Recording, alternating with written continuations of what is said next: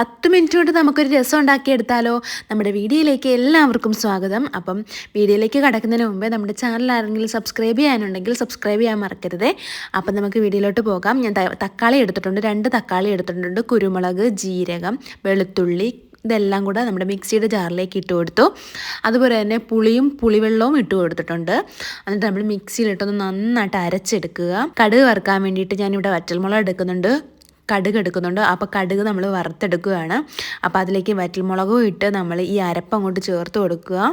വെള്ളവും കൂടെ ഒഴിച്ചിട്ട് നല്ല രീതിയിൽ വെള്ളം ഒഴിച്ച് ഉപ്പും ചേർത്ത് നന്നായിട്ട് കലക്കിയെടുക്കുക. തിളച്ച് വരുമ്പോഴത്തേക്കുമാണ് നമ്മൾ ഉപ്പിടുന്നത്. വേണ്ട ആവശ്യത്തിനനുസരിച്ച് വെള്ളം ഒഴിച്ചു കൊടുക്കുക. വെള്ളം ഒഴിച്ചു കൊടുത്ത് നന്നായിട്ട് തിളപ്പിച്ചെടുക്കുക. ഈ തിളച്ച് വരുന്ന സമയത്ത് നമ്മൾ നമ്മുടെ കറിവേപ്പിലയും അതുപോലെ തന്നെ മല്ലിയിലയും കൂടെ ചേർത്ത് കൊടുക്കണം. അപ്പോൾ നമ്മളിത് ഇത്രയും ചേർത്ത് കൊടുത്തിട്ടാണ് തിളപ്പിച്ചെടുക്കുന്നത്. ഈ സമയത്താണ് നമ്മൾ ഈ തിളച്ച് വരുന്ന സമയത്താണ് കറിവേപ്പിലയും മല്ലിയിലയും ചേർത്ത് കൊടുക്കുന്നത് കേട്ടോ. അപ്പോൾ നമ്മുടെ രസം ഇവിടെ റെഡി ആയിട്ട് വരുന്നുണ്ട്. ഈ തിളച്ച് വരുമ്പോഴത്തേക്കും തീ ഓഫ് ചെയ്യുക. അപ്പോൾ ഈ രസം എല്ലാവർക്കും ഇഷ്ടപ്പെട്ടെന്ന് വിചാരിക്കുന്നു. എല്ലാവരും വീഡിയോ ട്രൈ ചെയ്യും. വീഡിയോ ഇഷ്ടപ്പെട്ടെങ്കിൽ സബ്സ്ക്രൈബ് ചെയ്യാൻ മറക്കരുത്. അപ്പോൾ മറ്റൊരു വീഡിയോ ആയിട്ട് വീണ്ടും കാണാം.